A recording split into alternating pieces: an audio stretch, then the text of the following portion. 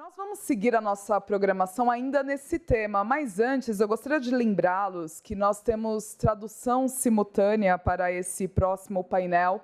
Então, para quem precisar dos fones de tradução, aqui no auditório vocês podem pegar os fones na parte de cima. Ainda dá tempo.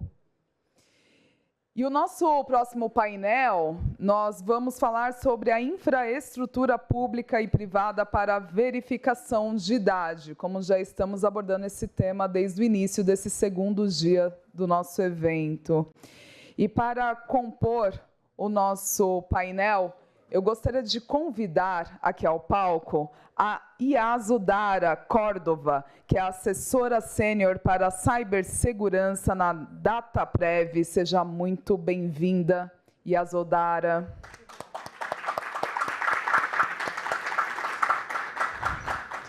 Gostaria também de convidar o Garen Checkley, ele que é gerente de produtos no Google. You're welcome, Gary.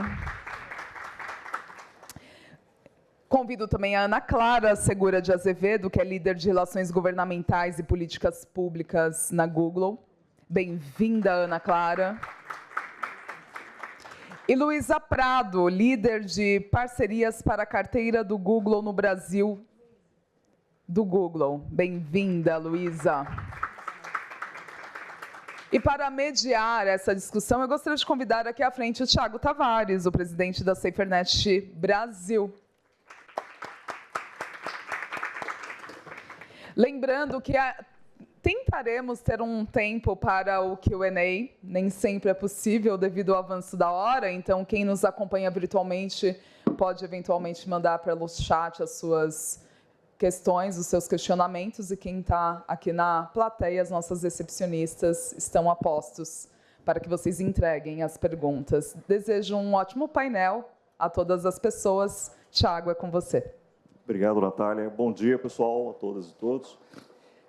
Depois desse magnífico keynote, essa palestra de abertura com o Ricardo Horta, a gente vai ter uma sessão agora para aprofundar essa discussão e entender como que pode funcionar na prática a verificação etária no Brasil, tanto a partir da perspectiva e da visão do setor público.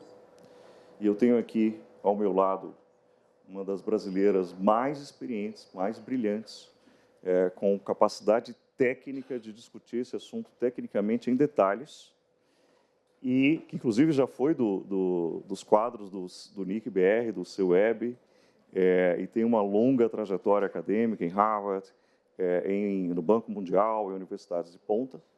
E, do outro lado, eu tenho um time fantástico do Google que tem trabalhado na implementação de verificações etárias em diversos países. And thank you so much, Gary, for coming from California for here. And thank you so much. We are very pleasure to have you here. Muito obrigado, é um prazer tê-lo aqui. De entender como que o setor privado está implementando, não é que vai implementar, já está implementando mecanismos de verificação etária em outros países. E vai ficar muito claro, pegando emprestado a fala do Ricardo Horta, vai ficar muito claro que não precisa ser um bicho de 7 cabeças e também que o que está sendo proposto não é uma jabuticaba brasileira.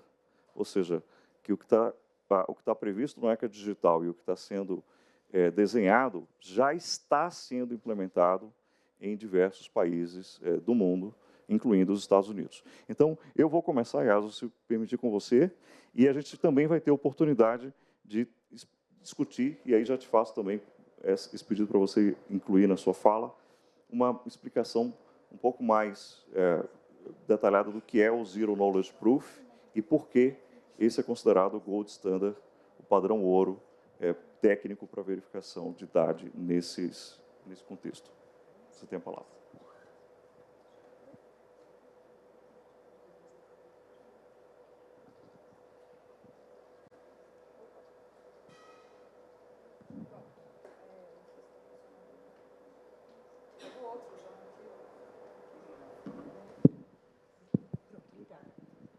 Agora vai. Muito obrigada, Tiago, pelo convite. É sempre um prazer estar aqui. Muito obrigada ao público que está assistindo de casa, né? Tem streaming no YouTube, no canal da Cefernet. E eu vou falar bem rapidinho, porque existe um pânico, né, de todo mundo. Vai ter censura, o governo vai saber os sites que eu estou visitando. Tem muitos argumentos contra a verificação etária na internet. E quem me conhece sabe que eu sou extremamente a favor da privacidade, sou extremamente contra a vigilância e a censura. No entanto, a verificação etária não é contra esses princípios da privacidade, do anonimato, o pseudo-anonimato, né, aqui no caso. Ao contrário, a verificação etária tenta resolver um problema, que é um problema conhecido, é um problema que muitas pessoas tentam jogar para os pais, né, e é um problema coletivo, não é um problema individual das famílias. É um problema que nós temos que resolver com tecnologia, né, também. Além de bastante conversa e regulação, né, Ricardo estava aqui apresentando o ótimo trabalho da CEDIG, mas é um problema que a tecnologia pode nos ajudar a resolver, preservando esses princípios de privacidade e segurança.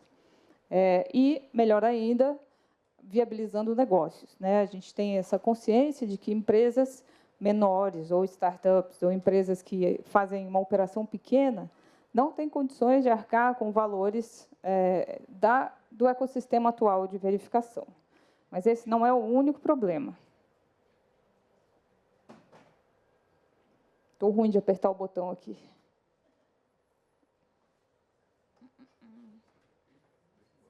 Ai, agora foi. Eu fiz tão pequena a letra que nem eu consigo ler, gente. Ainda por cima estou sem óculos. De qualquer maneira, essa tela aí, ela fala sobre isso que eu acabei de falar, né? É importante a gente pensar agora que a gente está desenhando as nossas interações na internet pelos próximos 20, 30 anos. E era inevitável a identificação, a verificação etária, identificação para alguns contextos, verificação etária para a maioria deles, como vai ser aqui no Brasil. Então, isso era inevitável, porque a internet, por um bom tempo, ela foi um lugar ótimo, onde, quando tinha poucas pessoas, né, lá no comecinho, a internet não, a web. Depois, ela se transformou rapidinho em um pesadelo para determinados grupos, né? Eu sou mulher na internet desde muito nova, e já tive aí as minhas experiências com algumas péssimas experiências com um ambiente desregulado e um ambiente onde as pessoas podem fazer o que querem, né? É bom, então, que a gente está acordando globalmente para esse momento em que a gente precisa organizar a internet para que ela se torne um ambiente interessante, bacana para todo mundo, não só para pequenos grupos, né? Que as crianças possam estar apenas nos lugares onde é devido que elas estejam, que os adultos possam ter seus direitos preservados, direitos de livre expressão, de associação, blá, blá, blá, todos esses direitos que são tão importantes para a nossa democracia, né, e para a convivência social. Então, existem maneiras de fazer isso tecnicamente. Hoje em dia, aqui no Brasil, a gente tem um abuso da nossa querida base legal de legítimo interesse, e a gente coleta biometria e documento para tudo, e fica enviando documento e biometria para tudo que é lugar, sem nem saber para onde está indo, e sem saber quem utilizou a biometria, quem pesquisou, para que país está indo treinar motor. A gente não tem essa consciência, a gente não consegue fazer isso. Então, agora, hoje, a gente já corre o risco de vigilância, vazamento de dados, perda da privacidade, porque o nosso ecossistema não está organizado para preservar a privacidade. Ao contrário, o nosso ecossistema está organizado em torno de KYC, né, uma justificação muito legítima. KYC é necessário, nós temos muitas fraudes, mas nós também temos muitos vazamentos e falta de controle sobre essa nossa maneira de fazer identificação. Estou triste, gente.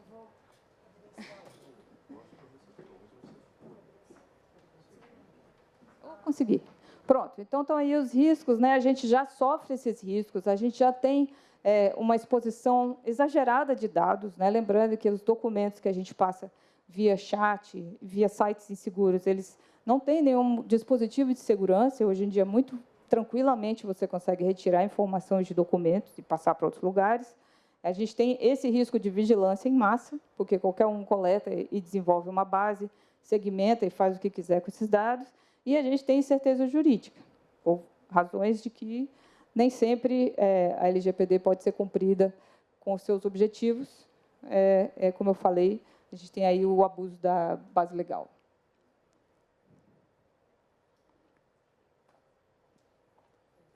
Pronto. Então, o que acontece? Existe uma solução... existe uma solução que tem sido uma série de soluções que têm sido discutidas em fóruns técnicos.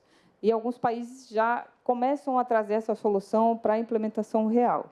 É uma solução baseada em padrões. É claro que existe ainda uma grande necessidade de confiar no ecossistema, né? Nenhuma solução é 99 milhões % perfeita, mas é uma solução que traz para o nosso ecossistema de verificação etária e, por consequência, verificação de identidade, ela traz uma melhor consistência e uma robustez que nós ainda não temos, porque nós construímos o nosso ecossistema em torno do KYC, e não em torno da verificação etária ou, necessariamente, controle do usuário sobre seus dados.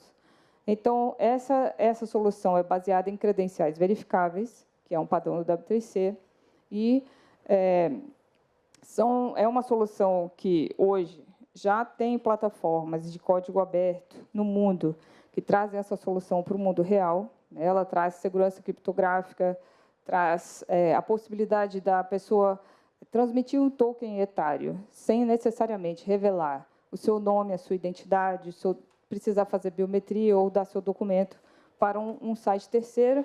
E ela tem uma terceira vantagem, que eu acho que para o Brasil é uma das mais interessantes, que é o fato dessa credencial gerada, né, a credencial de idade, que a gente chama, ela ser uma credencial que pode ser reutilizada. Isso significa que os custos para empresas pequenas e startups, eles podem cair bastante. É uma oferta nova, é uma solução nova.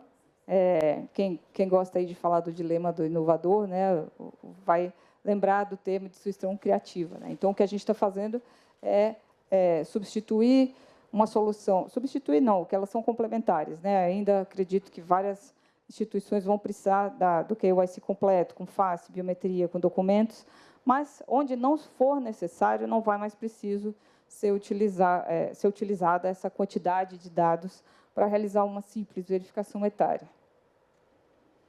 Então, o que acontece é que a gente, no modelo tradicional, tem uma transferência de dados sensíveis muito intensa, né? A gente precisa dessa troca de dados sensíveis para estabelecer os sinais corretos, que muitas vezes, hoje em dia, até com a evolução da inteligência artificial, estão também sendo, vamos dizer assim, questionados. Né? A gente tem os deepfakes, de voz, de face, de fingerprints, de várias possibilidades, né? Documentos falsos, que fique claro que antes dos LLMs, os documentos falsos já eram moda no Brasil.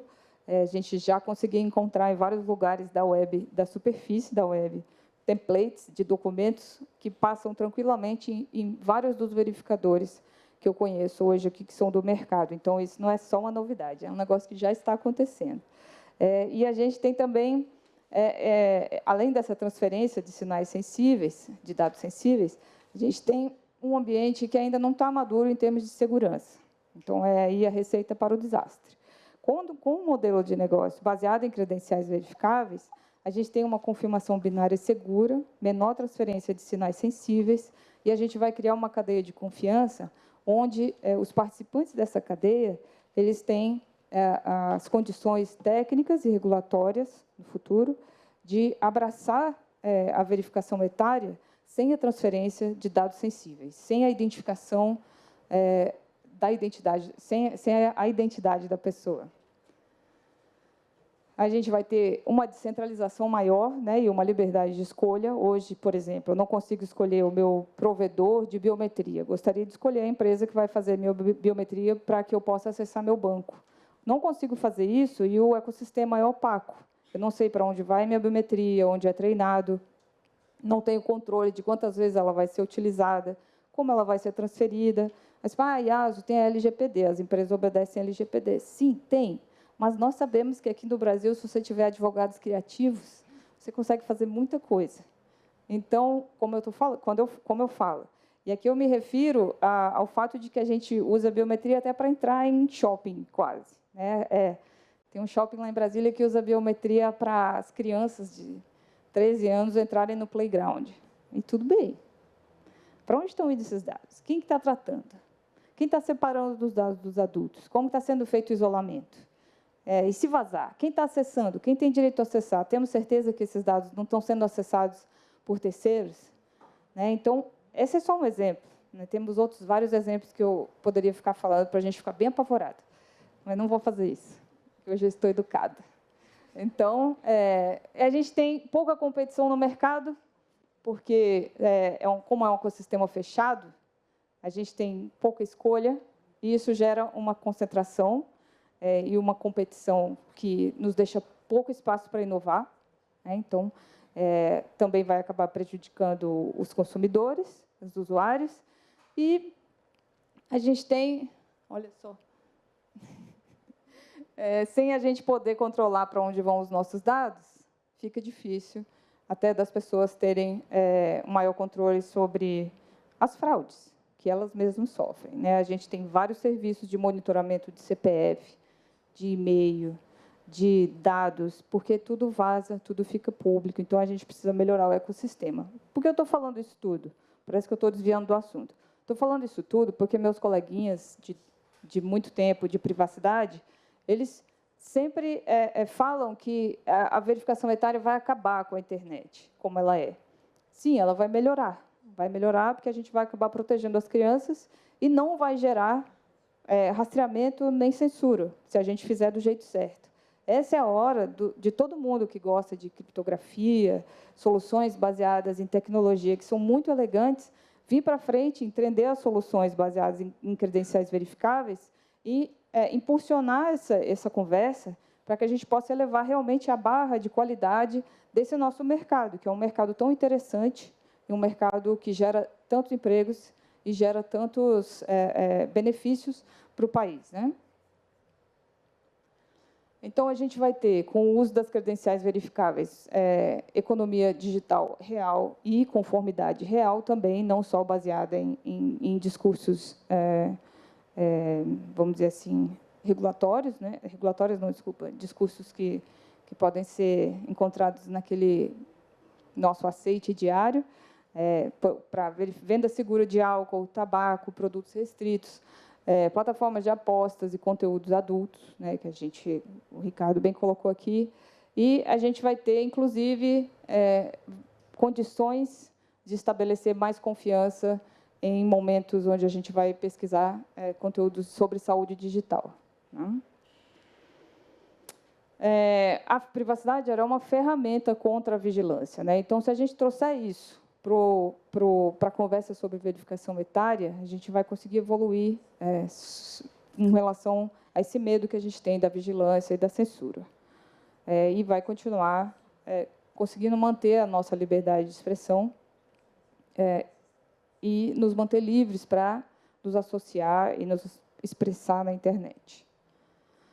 A gente vai ter outros benefícios, que são multilaterais, como eu falei aqui, proteção da liberdade, vamos ter mais inovação e mais acesso. Né? Pequenas empresas que hoje não controlam e não fazem a sua verificação etária vão ter condições de fazer essa verificação. As credenciais verificáveis, elas liberam outras áreas de verificações de documentos, que permitem que a gente transmita documentos de uma maneira muito mais segura e mais assertiva, inclusive sem precisar entregar o celular com a tela aberta. Sei lá, eu fiz isso agora. Ontem eu fui fazer check-in e dei meu celular aberto, desbloqueado, para o moço do hotel. E muitas vezes, né, ele foi até educado, ele olhou assim, anotou e levou. Muitas vezes a pessoa leva lá para dentro. Não. Né? Então, a gente tem esse problema terrível.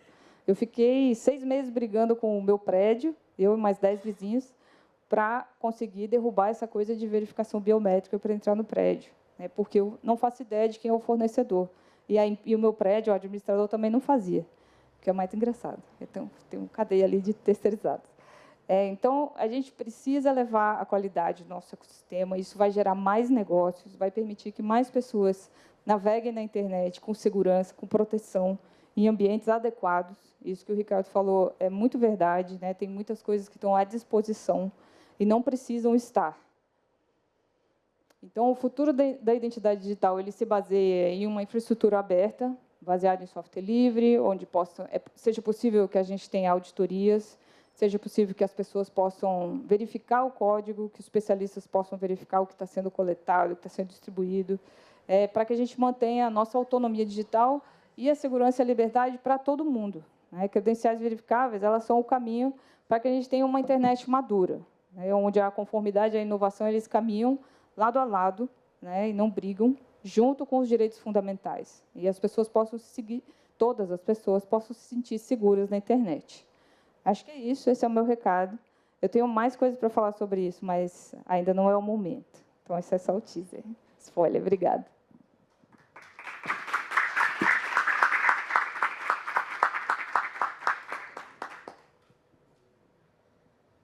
Muito obrigado, Iaso. Você iluminou muito o debate e a importância dessa discussão a partir desses princípios que você traz, que são muito caros à internet, de abertura, de interoperabilidade, de código aberto, verificável, documentação pública. E eu acho que essa é uma base que nos dá um certo conforto para a gente conseguir avançar de forma racional na discussão. E você traz isso de uma maneira muito elegante, muito compreensiva na sua fala e na sua apresentação. Eu queria lhe agradecer muito por isso.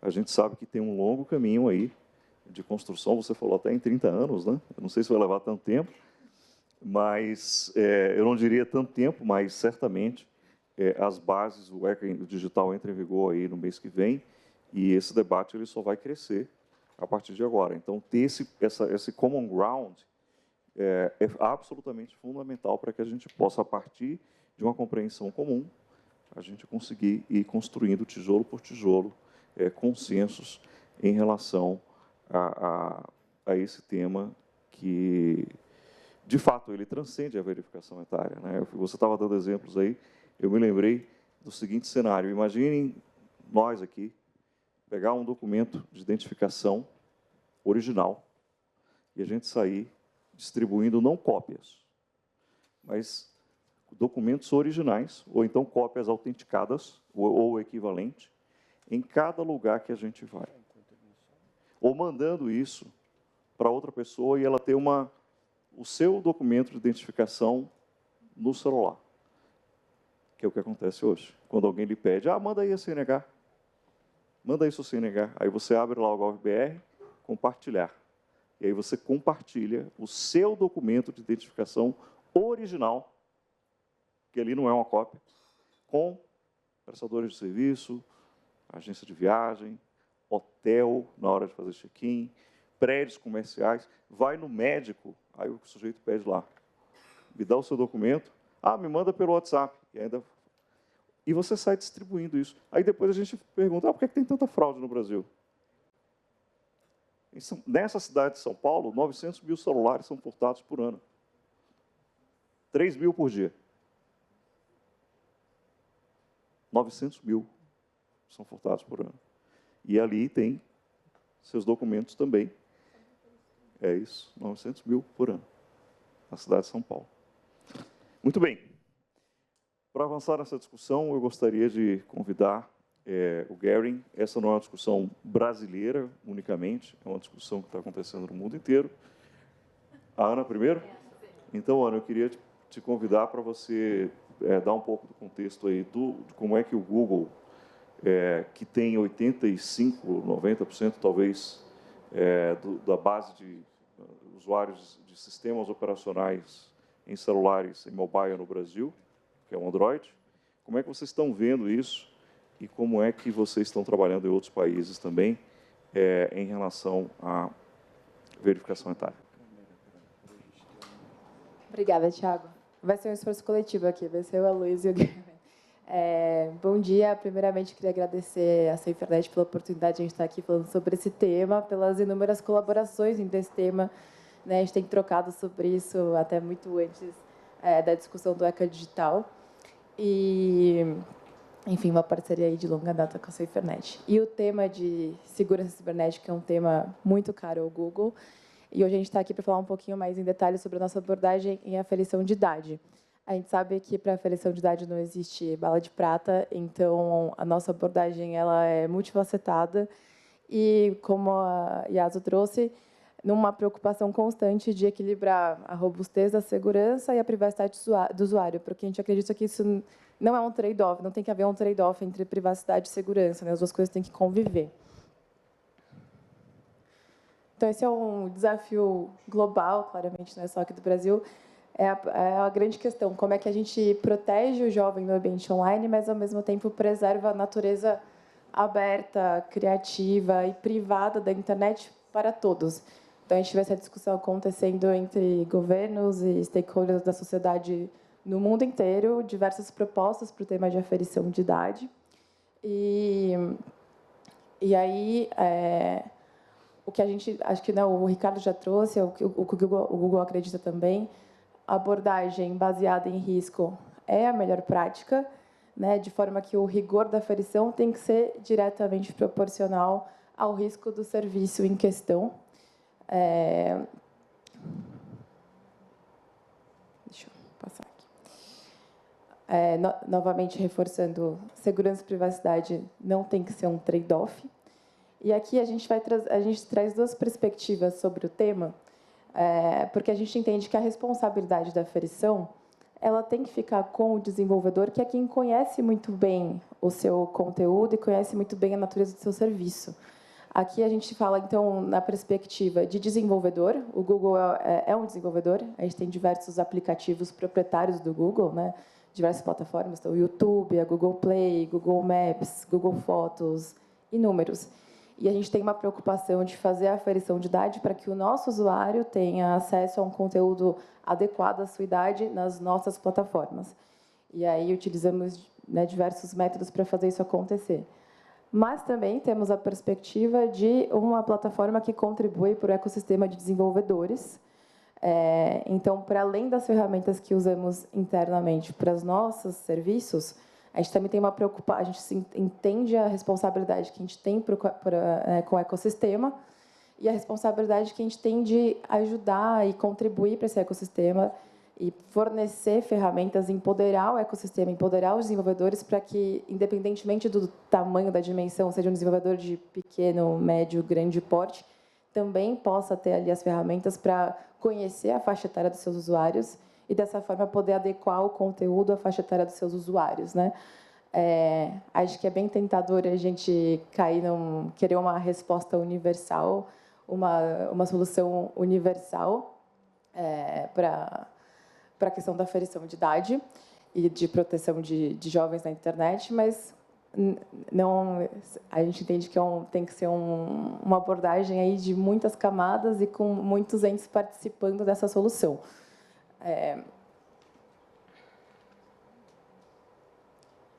Acho que vale reforçar que a verificação de idade através de carteiras digitais, como a Asa trouxe, é algo que a gente vê como um grande potencial assim, para o futuro próximo, mas ainda tem um percurso, um trajeto a ser percorrido na questão na questão de adoção mesmo dos usuários desse sistema. Então, é claro que a gente também entende a necessidade de termos diferentes métodos disponíveis, até como o Ricardo trouxe, nas questões de tensão. Acho que quanto mais opções e quanto mais facilitado for a verificação de idade para o usuário, mais chance a gente tem do usuário, né, aderir, fazer a verificação e se adequar a esse novo momento da internet.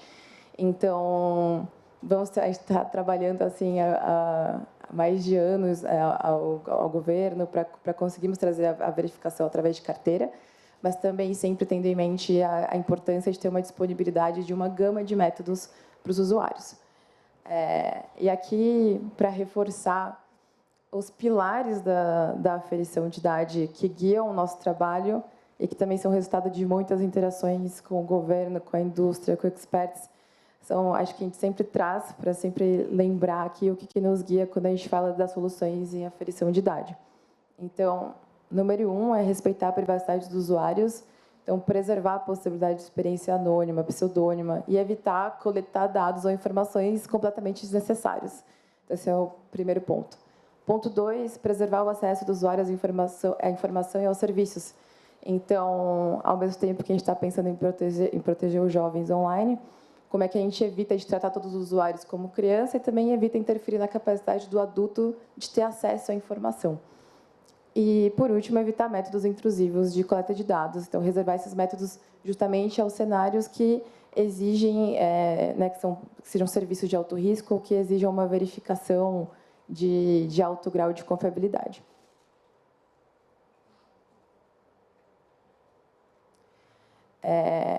E aí acho que é importante relembrar, nunca é demais a gente lembrar que a aferição de idade é um termo guarda-chuva.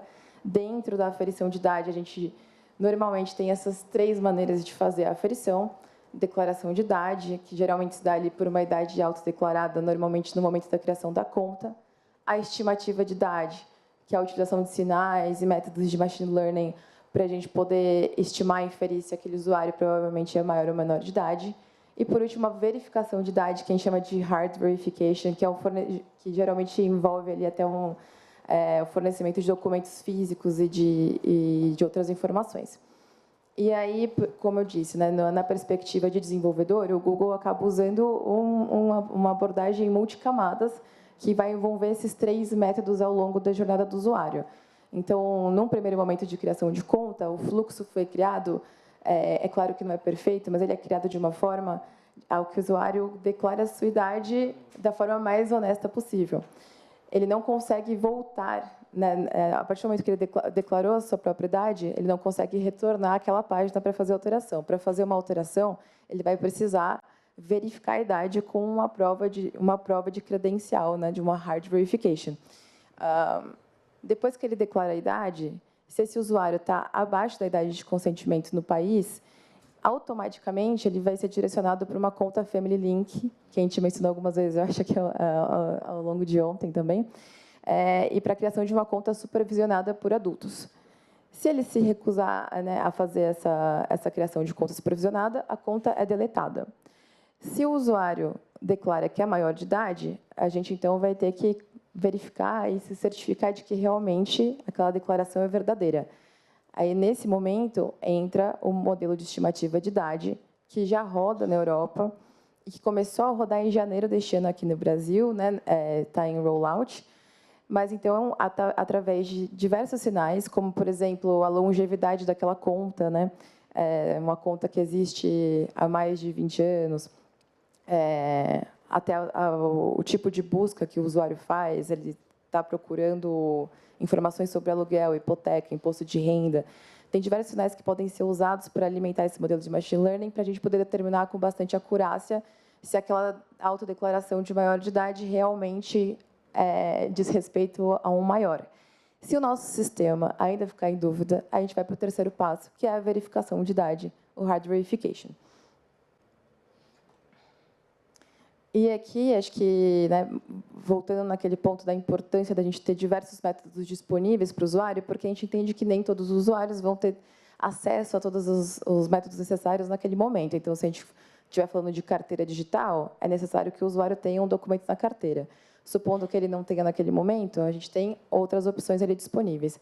Então, hoje, na Europa, por exemplo, a gente tem a ID física, então, realmente é uma foto do ID que é enviada para fazer a verificação, cartão de crédito, e-mail check, que é um terceiro que faz esse serviço também, verificando ali atividades na conta de e-mail que são bastante indicativas de que sejam maior de idade, como, por exemplo, conta de luz, de água, compra de passagem de avião, atividades que são bastante reservadas a maiores de idade.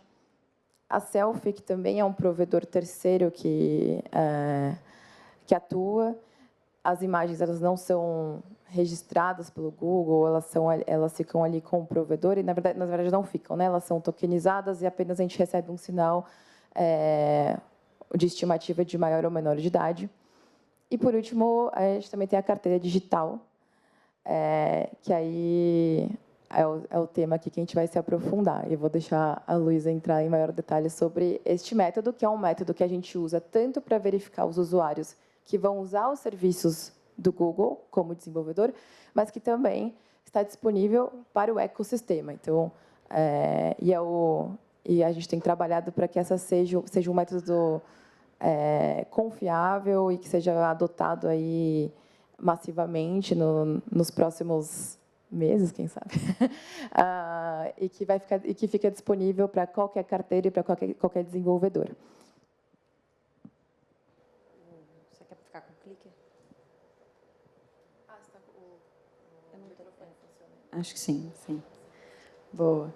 Então, a Ana focou bem de falar como que a gente aborda o assunto quanto prestador de serviço, né, como provedor de serviço, mas a gente também entende que a gente tem uma responsabilidade com o ecossistema, né? E a gente começou a investir e olhar para o assunto de aferição de idade e identidade de forma geral há alguns anos já no Google, antes dessa discussão esquentar até aqui no Brasil.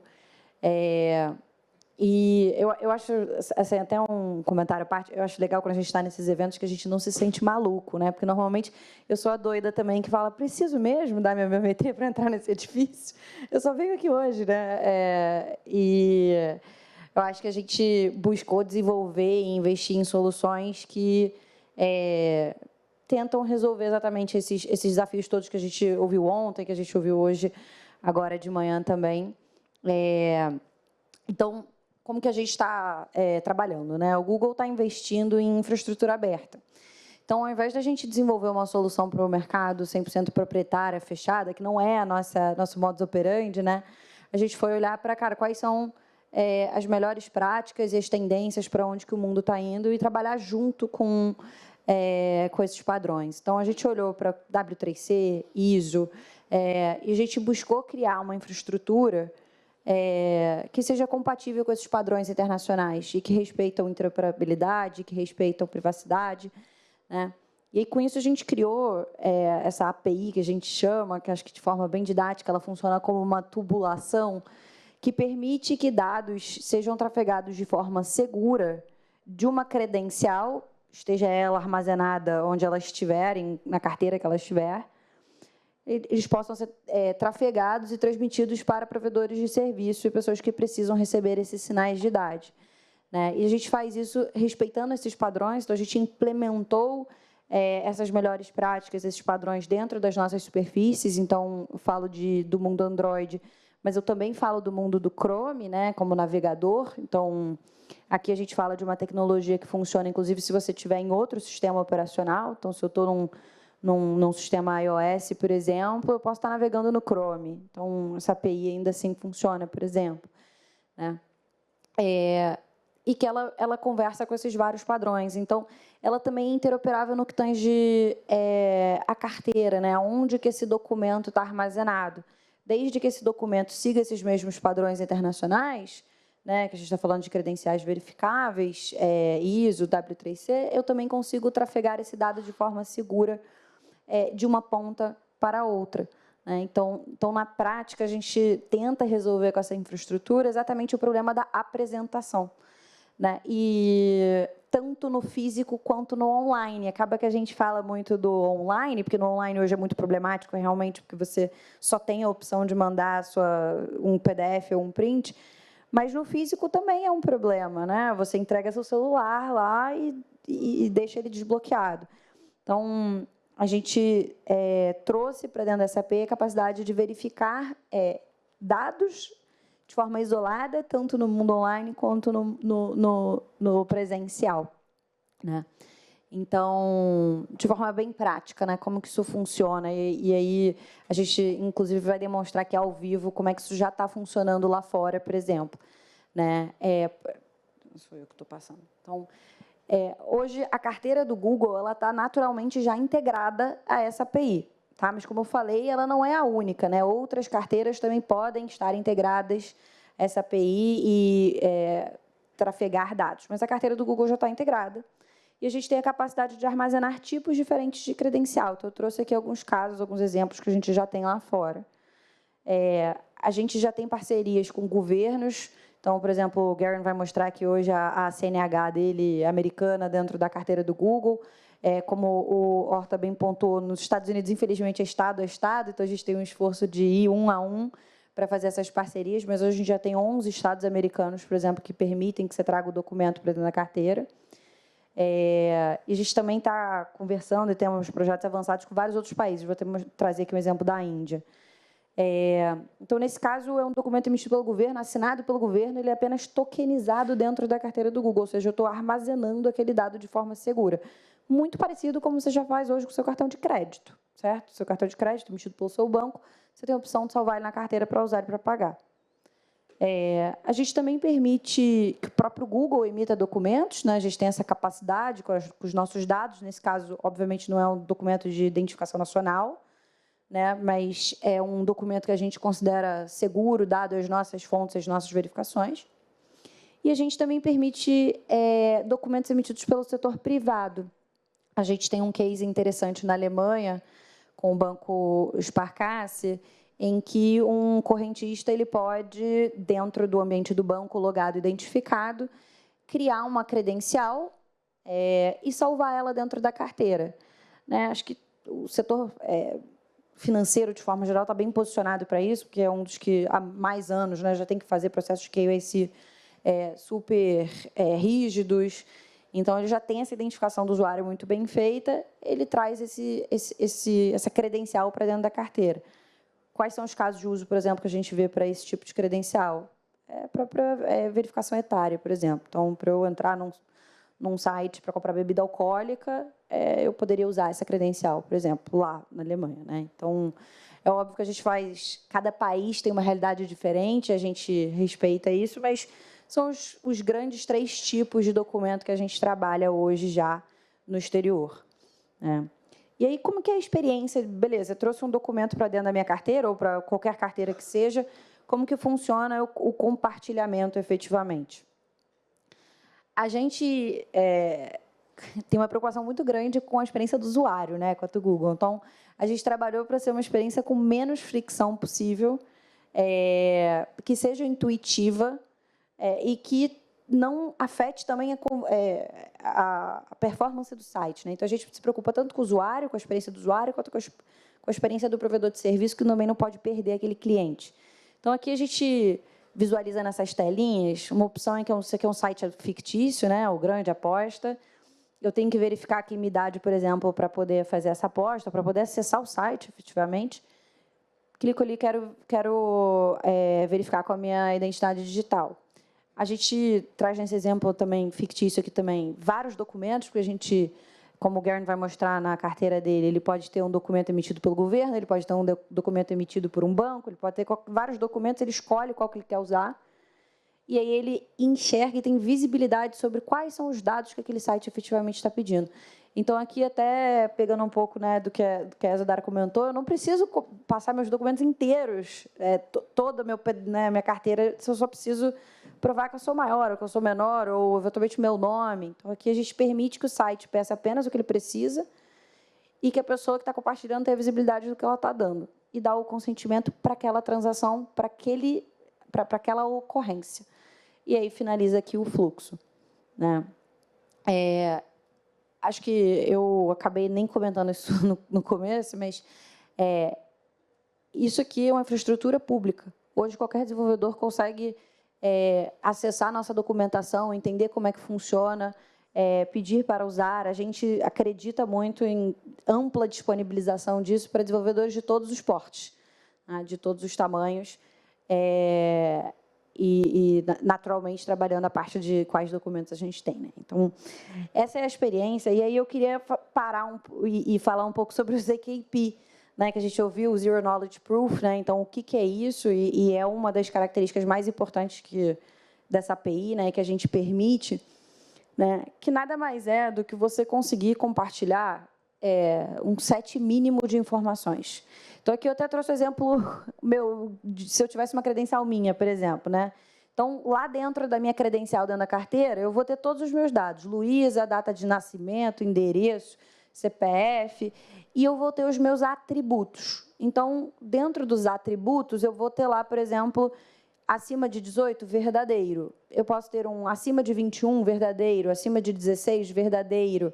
Né? Então, eu vou ter todos esses atributos dentro da carteira. Mas na hora que o site, por exemplo, de bebida alcoólica está me pedindo para verificar a minha maioridade, o único atributo que eu vou compartilhar com ele é o verdadeiro para acima de 18. Né? Então, nesse caso, nesse exemplo, o site não precisa saber meu nome, nome da minha mãe, do meu pai, todos esses dados que vêm no seu documento, o site não tem acesso. Isso a gente entende que é bom para o usuário e é bom para o site também, que tem né, não precisa ficar depois lidando com esse monte de informação sensível e tratar esse dado da forma correta. Né? Então, é isso que a gente permite, por exemplo, através do ZKP. Isso já está integrado na nossa solução, então já está disponível. E acho que um dos últimos pontos, antes de passar para o Garen poder fazer a apresentação da demo, essa API que a gente desenvolveu, ela é global. Então, além de interoperável em termos de sistema operacional, além de interoperável em termos de carteira, ela é a mesma para desenvolvedores do mundo inteiro. Isso significa que empresas internacionais que estão prestando serviço, né, empresas de fora que prestam serviço para brasileiros e vice-versa, empresas brasileiras que prestam serviço para estrangeiros, é uma integração única e você tem acesso a todos os documentos. Então, documento do Garen, dos Estados Unidos, na hora que uma empresa brasileira que estiver vendendo bebida online na internet, integrou nessa API, vai ter acesso ao documento do Garen, vai ter acesso ao documento do Reino Unido, da Índia e de todos esses países que a gente vem trabalhando com esses padrões internacionais. Então, assim, a gente acredita muito no poder desse ecossistema e de trabalhar com padrões exatamente por causa disso, né? Não trabalhar com sistemas fechados. Por último, eu só trouxe uma fotinho aqui para comentar que a gente não está sozinho nessa jornada de adoção de padrões internacionais. Né? Então, esse aqui foi um evento que aconteceu, acho que há 2 semanas na Índia. A gente está bem orgulhoso de estar trabalhando com o governo indiano nessa frente. A gente já anunciou que o documento indiano, o Aadhaar, vai estar disponível dentro da carteira do Google, vai estar disponível em outras carteiras também, o que para a gente é ótimo, porque acho que só reforça o poder, né, desses padrões internacionais.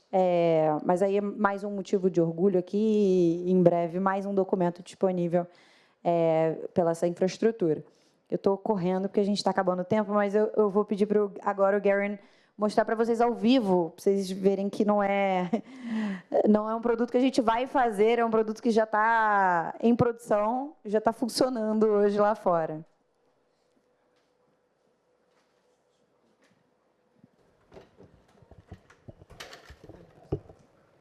Actually, I can use the microphone.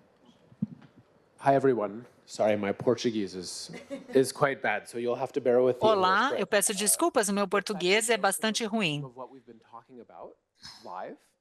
And thanks again for having us here. We're excited by this event. Muito obrigada por estarmos aqui. Estamos muito felizes com este evento, com a colaboração e toda a inovação que o governo está fazendo. Nós trabalhamos também com o governo da Índia, com o governo da Europa, nos Estados Unidos. E o que está acontecendo aqui no Brasil é muito avançado e é muito bom poder ver a adoção. Eu gostaria de compartilhar com vocês tudo isso ao vivo. Eu sou da Califórnia, não é? Então, são documentos americanos, não é? E o que eu estou fazendo aqui é abrindo o meu Google Wallet e dentro do Google Wallet eu tenho os meus cartões, como os outros, mas também tenho credenciais. 2 credenciais digitais. Eu tenho aqui a minha habilitação, que é emitida pelo Estado da Califórnia, onde eu moro. E essa habilitação tem uma série de informações individuais, mas como é armazenado como uma credencial privada, o Google não tem visibilidade do que está dentro dessa credencial, a menos que eu, como usuário, consinta com este acesso. Are we live streaming on the YouTube? Vocês estão vendo pelo Is it- YouTube is it também a possible to imagem? not show my phone on the live Se stream? puderem não mostrar o meu telefone, né, ao vivo no YouTube, eu Because what I wanna do, agradeço, I wanna show all of porque you the eu quero information mostrar that's here, para but I don't wanna vocês show as everyone informações, mas não é online para the mostrar information. todo mundo online, não é? Se não se importarem, eu agradeço.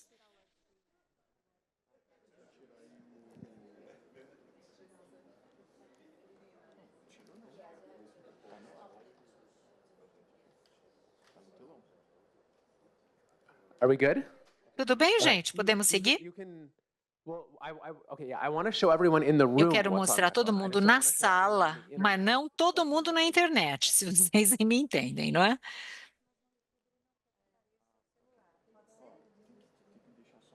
So this. Okay, thank you. Ótimo, agradeço.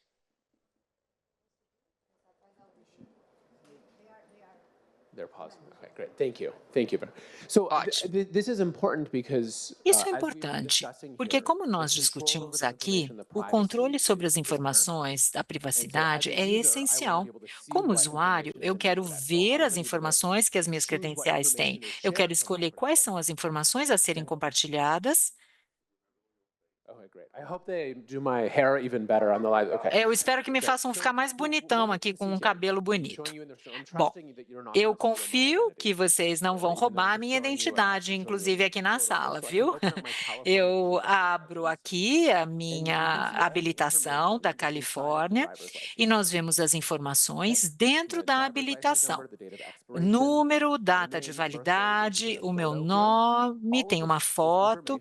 Todas essas são as informações armazenadas dentro da credencial no meu telefone. E eu tenho que consentir para fazer o compartilhamento com qualquer aplicativo ou website. Eu tenho uma segunda credencial, a Luísa mencionou, que o Google também pode emitir credenciais. Nós chamamos de credencial e de passe de identificação. Vejam quais são as informações aqui. Elas estão armazenadas no meu dispositivo, no meu smartphone. Determinou que sou eu, porque usou aqui o número do meu passaporte, por exemplo, data de nascimento e outras informações. Esta é a credencial dentro do meu Google Wallet, da minha carteira Google. E este é de código aberto, se quiserem testar depois. E esse aplicativo pode determinar, então, quais são as credenciais que vai ter acesso e quais são os atributos, as informações. Por exemplo, nós ouvimos a história de ir para um bar ou para um prédio público. Quais são as informações para entrar num bar? Na Califórnia, a pessoa tem que ter 21 para beber, aqui nos Estados Unidos é 18, não é? Então, você ajusta isso. Então, por exemplo, acima de 21 anos, se eu quiser pedir, por exemplo, vinho, inclusive numa compra online. E esse aplicativo, ele tem o potencial de solicitação de informações. Aqui, o aplicativo vai pedir só a idade acima de 21 anos. Vamos ver se funciona. Vamos lá. É uma demo ao vivo, não é? Sempre tem o risco da demo não funcionar, mas vamos ver.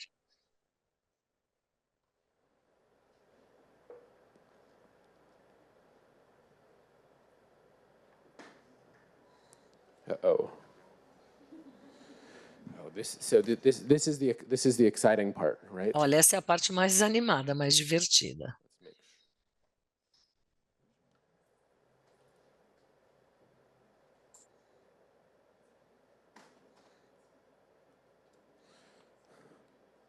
Okay, we're going to try the backup option. Vamos tentar uma outra opção aqui. Ou os aplicativos ou os websites podem solicitar. Então, vamos fazer aqui um pedido. E, espera aí, tem alguma coisa errada. Talvez tenha a ver com a demo. Eu vou reiniciar o telefone rapidinho. Olha, tudo isso deve estar no dispositivo, não deve ser ativamente independente. Mas toda vez que temos uma demo, né, ao vivo, tem sempre, né, o Deus da demo. A gente precisa rezar para que ele funcione e nos ajude aqui nessa demonstração. Marca específica para também não ficar mostrando um site específico americano. Mas essa é uma solução que já está live com algumas empresas lá fora, principalmente de conteúdo adulto, para verificação etária. Então, esse é um dos principais casos de uso que já estão rodando. E a gente vê alguns outros casos de uso interessantes também que já estão sendo usados. Então, por exemplo, tem uma empresa, estou aproveitando enquanto ele rebuta ali, não vou deixar o silêncio, tá? Mas a gente já vê algumas empresas, por exemplo, no Reino Unido, tem um case de uma empresa de transporte público que usa a credencial que tem na carteira para dar preços diferentes, por exemplo. Então, no caso, pessoas abaixo de X anos, acima de X anos, tem tarifas diferentes. Então, esse é um dos casos de uso que a gente vê no Reino Unido também. E recuperação de conta também está se tornando um caso de uso interessante que a gente tem visto. Então, até marketplaces que, por exemplo, você já perdeu o acesso à senha, já não tem mais e-mail, mudou de e-mail, não tem mais como recuperar sua conta, estão usando o documento salvo na carteira também. Então, eu acho que é um caso interessante, porque a gente vê que são N os casos de uso, né? E a gente consegue atender tanto ao que é especificamente aferição de idade, no contexto de você provar maioridade ou ter acesso a determinados conteúdos, mas também, inclusive, melhorar a realidade, o ecossistema de KYC, que hoje assim, né, tem também seus desafios. Então, a gente entende que, de fato, por exemplo, para apostar ou para abrir uma conta em banco, você vai precisar de muito mais do que só provar a sua idade, né? Com uma única solução, a gente entende que a gente consegue acessar esses dois temas, né? Então, trazer soluções que sejam boas para a aferição de idade, mas também para melhorar os fluxos que existem hoje de KYC e identificação. Is it going to work? Yeah. Yes? Okay, great. We can go back to the camera now. Sim, podemos voltar. Realmente, eu apelei aqui para os deuses, não é, da internet, da demo, e funcionou. Que bom. Se um aplicativo exigir prova de identidade para que o usuário seja acima de 18 anos, tem um pop-up do ecossistema, e daí você pode ver quais credenciais estão no telefone e qual carteira pode fornecer essa prova de que o usuário em questão tem mais de 18 anos. Então, aqui há duas credenciais, a minha identidade e a minha carteira de motorista. Ambas as credenciais trazem a informação que me deixam provar que eu tenho mais de 18 anos, mas só está me pedindo para compartilhar a informação acima de 18 anos. Esse foi o exemplo que a Luísa deu, que é o Zero Knowledge Proof, em que apenas compartilhamos a informação que, na realidade, é necessária. É assim que o aplicativo funciona. Daí temos uma segunda parte da demo, que não apenas funciona online, mas também pode funcionar na apresentação de qualquer um. É um padrão aberto. Eu estou usando um iPhone, e o que eu posso fazer com o meu iPhone, vamos ver se o Deus da demo vai me ajudar. Eu seguro o meu telefone próximo ao iPhone e está pedindo pela prova de idade do meu telefone Android para compartilhar com o iPhone. E eu não dei o meu telefone para a pessoa que está ali na recepção do prédio. Você não dá o fone, você apenas usa a conexão local, o Bluetooth ou Wi-Fi, e eu compartilho ali a minha idade acima de 18. Não compartilho meu nome, não compartilho o número da minha carteira de motorista, e toda vez que eu compartilho a credencial, eu tenho que provar de que sou eu, não é, na verdade? E no outro dispositivo, essa aqui é a minha foto da minha carteira de motorista, recebeu a foto, né, o outro lado recebeu a foto, e o valor de que eu tenho mais de 18 anos, que agora eu posso tomar uma bebida alcoólica. Acho que um ótimo exemplo da verificação física é que nos Estados Unidos, por exemplo, já está integrado com alguns aeroportos do TSA. Então, como a gente não tem que entregar o celular para a pessoa que está verificando ali no aeroporto, você pode fazer o tap do seu celular ali. Então, tem muitos usos de casos que vão para além de verificação etária. Acho que essa é a beleza da solução.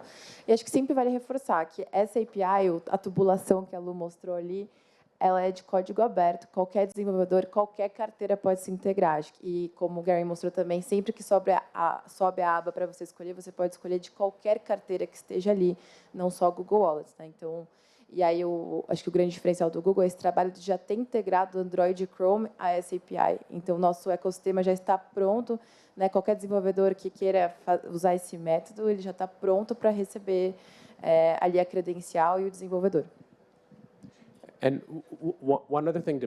E mais uma coisa a ser mencionada, porque isso aparece em múltiplas sessões, é que o custo para eu verificar a minha idade é zero. Não há nenhum custo adicional para se fazer essa verificação criptográfica, sabe, de QUIC. Não há o processo de QUIC, é o QUIC. Se a pessoa tem mais de 18 anos, está usando padrões abertos, então não há custo associado ao QUIC. Esse é o processo dos pequenos negócios. Não é necessário, sabe, fazer isso ou ter um custo associado ao QUIC. E usar o NFC, o Gary usou esse exemplo. Um caso que usou o NFC, né, para apresentar, mas funciona com QR Code também, pensando em baixa penetração de NFC aqui no Brasil. Essa é uma preocupação recorrente, então já aproveitar para esclarecer que é possível também via QR Code. Muito bem. Thank you so much, Gary. Muito obrigado, Gary. Vamos ver como isso vai funcionar aqui no Brasil ou em outros países. Mas uma pergunta eu acho que é fundamental. E eu queria um comentário de vocês. Há uma necessidade, de um lado, dos órgãos reguladores em vários países de acompanhar se a verificação de idade está ou não está sendo feita pelos agentes regulados. E um dos grandes temas aí usados é a tal da trilha de auditoria, Audit Trail. Como é que vocês, quais são as salvaguardas e como é que necessárias ou que a gente pode pensar para garantir que essa trilha de auditoria não vai, enfim, ser usada aí para outros propósitos?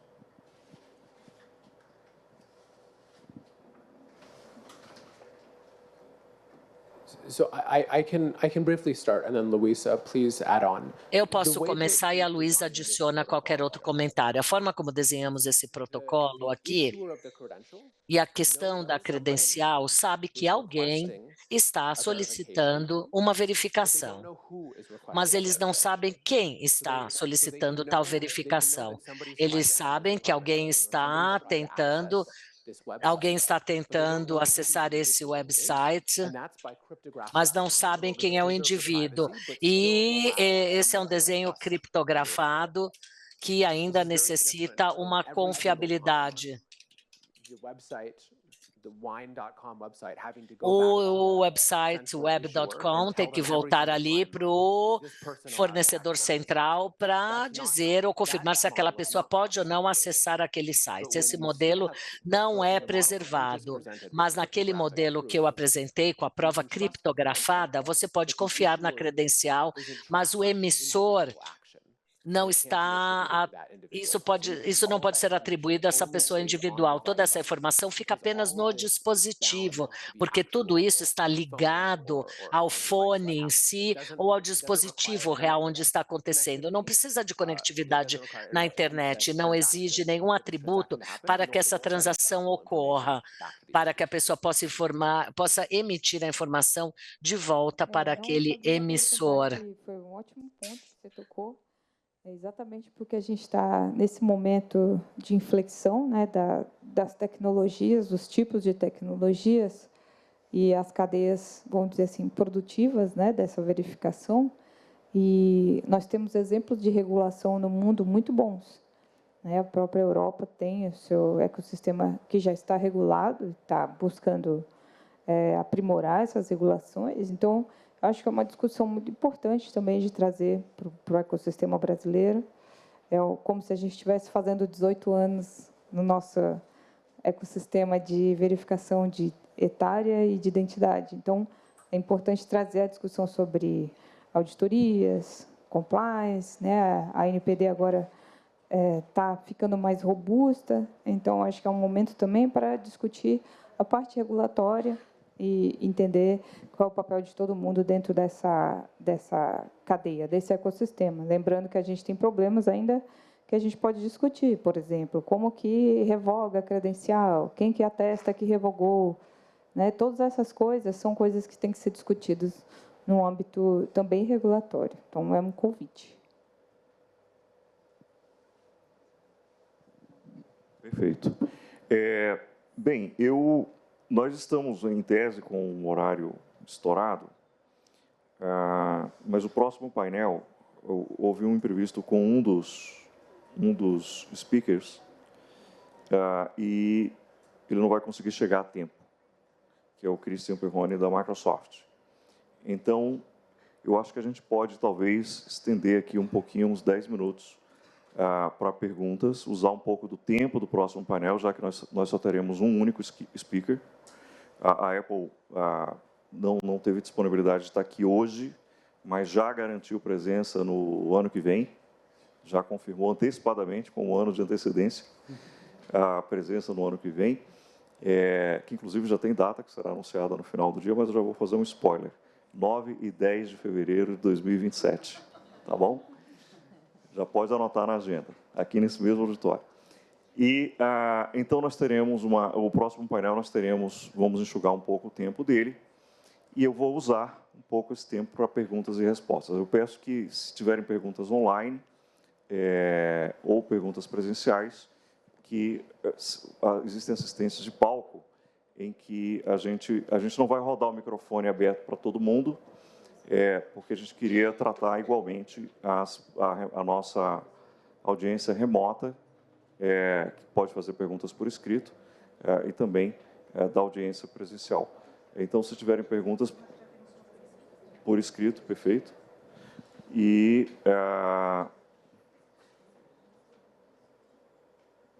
remoto não tem ninguém, tá bom? Então,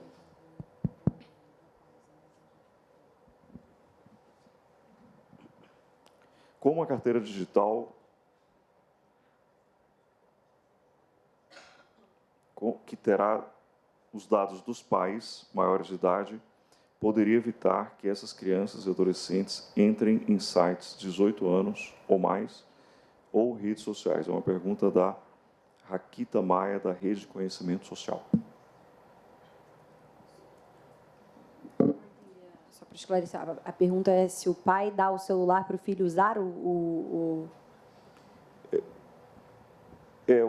Pelo que eu entendi, dos dados dos pais maiores de idade poderia evitar que essas crianças e adolescentes entrem em sites, como a carteira digital que terá os dados dos pais maiores de idade. Se ela está utilizando... Oi, licença.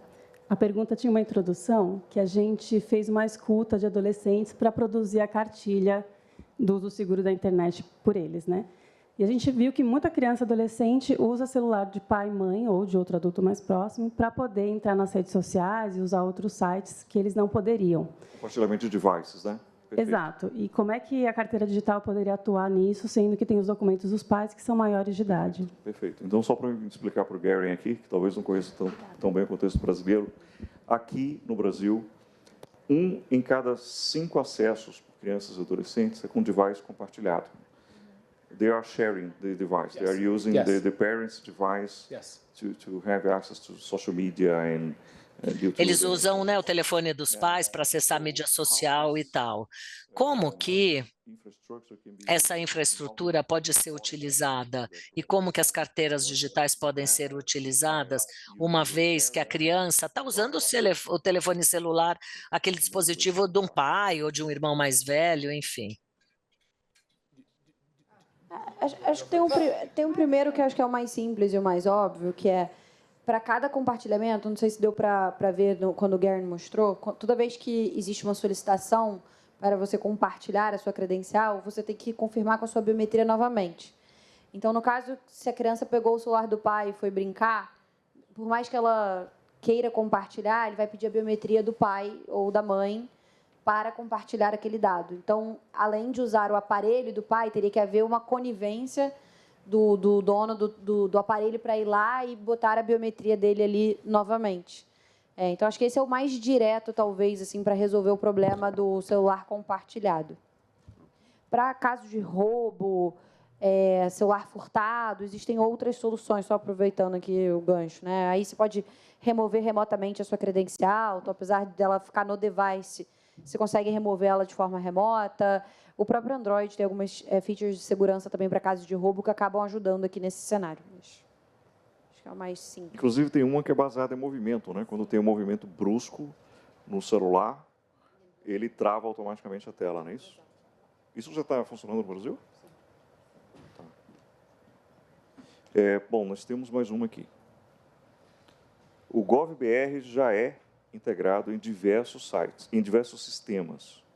Qual a possibilidade de termos esta verificação, como do Google, que seja feita também por essa ferramenta brasileira? Eu acho que essa pergunta é para você, Yasu. O aplicativo do GovBR, imagino. Que eu tenho, inclusive, aqui. Eu acho ótima essa pergunta, e eu não posso dar spoilers. Triste. Mas é uma pergunta ótima. Acho que o GovBR tem todas as condições de ser um emissor de credenciais verificáveis também. Como eu falei, a ideia é criar um ecossistema que seja mais robusto para a privacidade, segurança e para que o usuário tenha a escolha de qual vai ser o seu provedor de credenciais.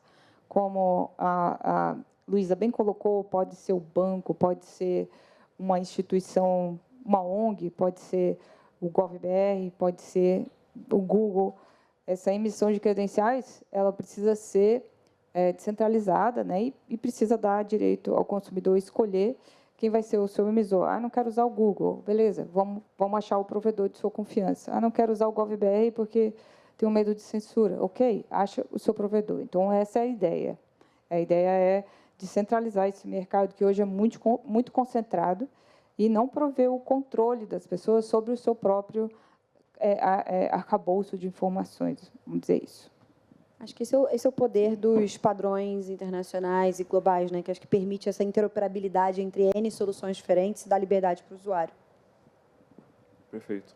E uma pergunta que eu ia fazer em relação à interoperabilidade, enquanto nós recebemos outras perguntas aqui, é em relação a como que vocês enxergam, há um fluxo, por exemplo, de em torno de 15 milhões de brasileiros que vão para o exterior, em viagem ao exterior, e de estrangeiros que vêm ao Brasil todo ano.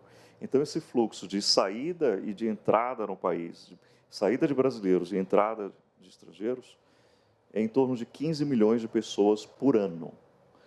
De que maneira esse ecossistema ele pode ser interoperável com outros países? Por exemplo, o Gary, quando ele vem dos Estados Unidos para cá, ele poder usar a wallet dele em serviços brasileiros e vice-versa. I think you're highlighting the opportunity. Eu acho que vocês estão aqui trazendo aqui a necessidade e a oportunidade da interoperabilidade. O ecossistema brasileiro adota os mesmos sistemas, os mesmos padrões adotados por outros países. Ou seja, alguém do Brasil pode passar pela segurança do aeroporto americano usando a mesma credencial digital.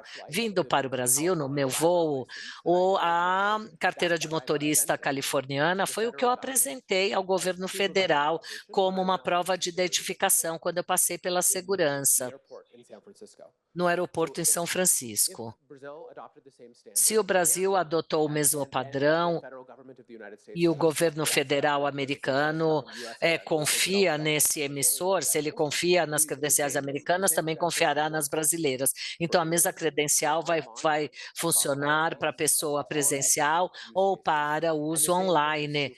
E o mesmo se aplica no oposto. A minha credencial aqui, quando eu tenho uma carteira de motorista digital, um passaporte, isso também poderia ser utilizado no Brasil como prova de identidade, ou mesmo para entrar neste prédio, para não passar a minha informação mais sensível, eu posso fornecer essa informação ao entrar aqui no prédio ou no check-in do hotel.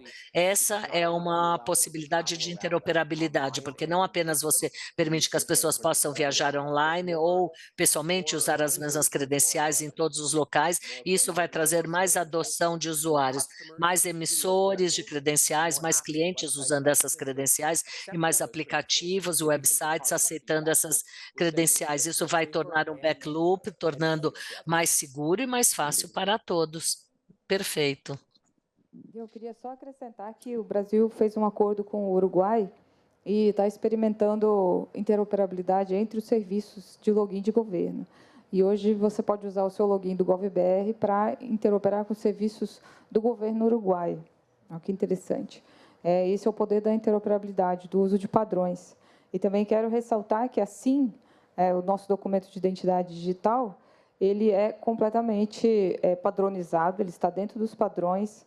Então, fazer assim, e ao invés de enviar uma foto de um documento, que é muito utilizado, na verdade, fazer uma foto de um documento é criar um documento falso, né? Emitir assim, pela carteira, pelo GovBR, ele aplica uma segurança e uma possibilidade de interoperabilidade infinitamente superior do que a experiência de tirar uma foto de um documento ou algo assim. Justamente por causa da aplicação desses padrões, né? O mundo, no futuro, será muito mais interoperável, vamos dizer assim, em termos de fronteiras, por causa da padronização desses documentos. Perfeito. Só acho que uma curiosidade que é isso, né? Abre-se uma possibilidade para muitas coisas. A gente tem conversado, por exemplo, carteira de motorista com um protocolo assim internacional interoperável, que num futuro a validação de carteira seria muito mais simples. A gente já falou que a Lu mesmo foi viajar, tentou alugar o carro com a CNH, digital, o PDF ali e não conseguiu. Mas enfim, tem muitas possibilidades se a gente adota um protocolo assim universal, né? E aí depende, claro, dos acordos políticos entre os países, mas facilita que esses acordos ocorram e que a validação de documentos internacionalmente seja um processo facilitado, né?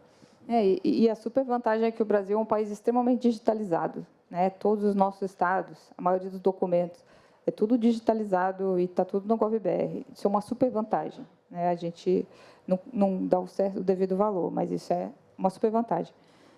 E eu tenho que ir, porque eu tenho que pegar o voo agora, né? Perfeito. Muito obrigada pelo convite novamente. Foi sempre um prazer. Podem contar comigo sempre que precisarem. E é isso. Tchau, gente. Desculpe sair antes. A gente que agradece, Aso, a sua participação foi absolutamente incrível.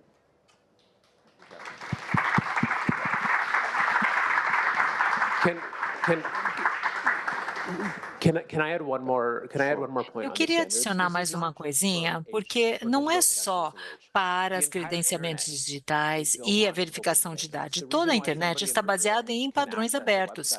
Porque o Brasil pode acessar um website na União Europeia?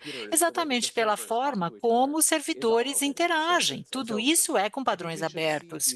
Eu acho que nós temos que ver essa parte de documento nacional, de habilitação, como um próximo passo, uma evolução de como funciona a internet. Ela traz mais confiança para resolver os problemas de digitalização e de segurança. E a ideia de criar essa interoperabilidade por meio de padrões abertos é o que é a internet. Ela foi criada sobre isso. É o fundamento sobre o qual operamos. Excelente. Eu, como circulo bastante, eu vejo isso na prática. Eu tive no final do ano no Peru, e quando chegando lá, eles aceitam, por exemplo, a nossa National ID, a nossa carteira de identidade, o RG, como documento de identificação. Você não precisa apresentar o passaporte. Idem para a Colômbia, Argentina, já entrei várias vezes só com o RG, Uruguai também, mas não aceitam a CNH, que é um documento também de identificação nosso. E o que me chamou a atenção na imigração do Peru foi que, além de eles tirarem cópia de tudo, eles coletaram as minhas 10, impressão digital dos meus 10 dedos, e e tiraram cópia de documentos, etc. e tal. E eu falei, uau, ok, já tive em 70 países diferentes. Eu sei que alguns países são o processo é mais simples, outros é mais burocrático. Estados Unidos, por exemplo, eu entro, não me perguntam nada, eu entrego o passaporte, ele confere, welcome, acabou. No Peru foram os 10 dedos. Muito bem.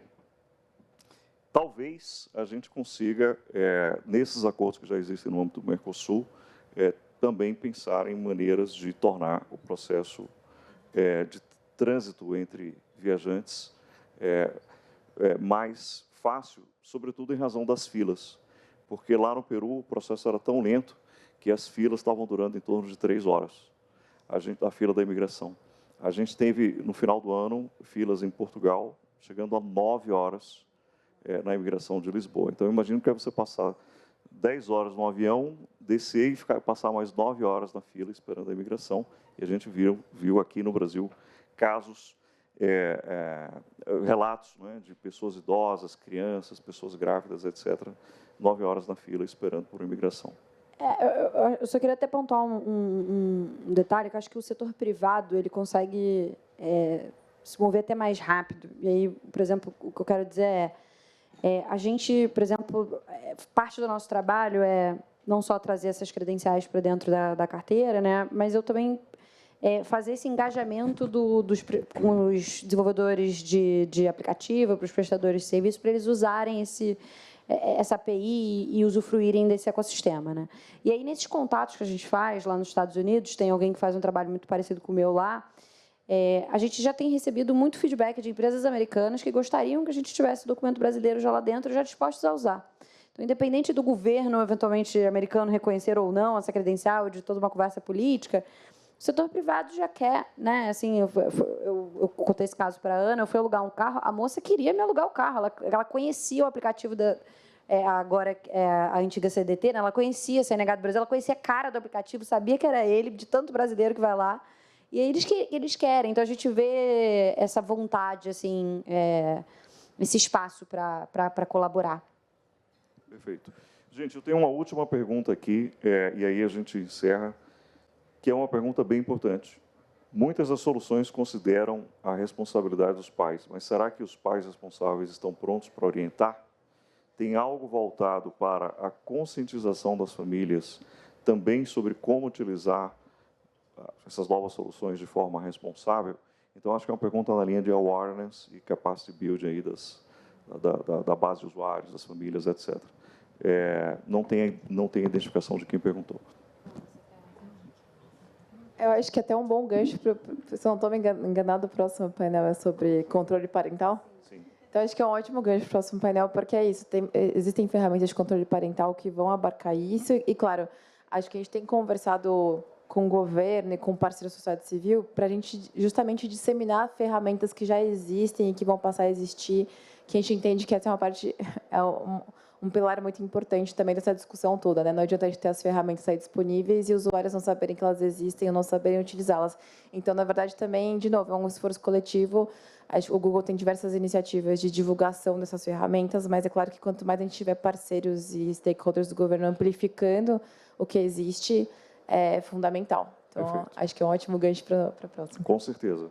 E, com isso, eu encerro esse painel agradecendo novamente aos nossos painelistas. Eu acho que nós conseguimos cumprir o nosso objetivo de avançar na discussão. E essa discussão, evidentemente, ela vai continuar no período da tarde também, onde nós teremos o maior painel do CID, com 2 horas de duração, são 8 speakers e mais a moderadora, e que vai abordar as soluções de verificação etária disponíveis do Brasil. Então, nós temos representantes do Roblox, do Discord, da Tools for Humanity, da Único, da IDWall, do Serasa e também 2 especialistas do W3C, e que são aqui do Centro de Estudos para a Web, do NIC-BR, gerenciado pelo meu amigo Wagner Diniz, que está ali na minha frente.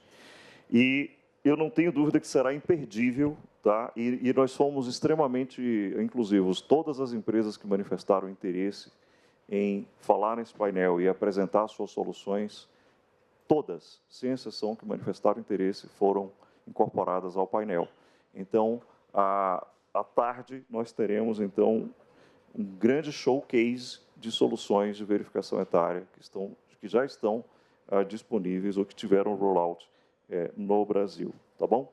E 10 minutos de coffee break, é isso aí, Natália, e a gente volta com um painel extremamente importante que você vai dizer qual é. Exatamente. Quero agradecer a Ana Clara, a Luísa, o Gary. Muito obrigada, Thiago, pela brilhante moderação. Agradecer a participação de vocês também, que é extremamente importante. Vou pedir para vocês tirarem uma foto, Ricardo, por favor. E, sim, faremos uma pausa agora de 10 minutos para tomar um café e voltarmos ainda nesse tema que é tão importante com a Priscila Couto, que é do Google também. Muito obrigada a toda essa equipe do Google. Pessoal, podem sair por aqui mesmo, da plenária, do auditório, descer, e as saídas aqui pelas laterais atrás do palco. Em 10 minutos vejo vocês aqui de volta. Até já.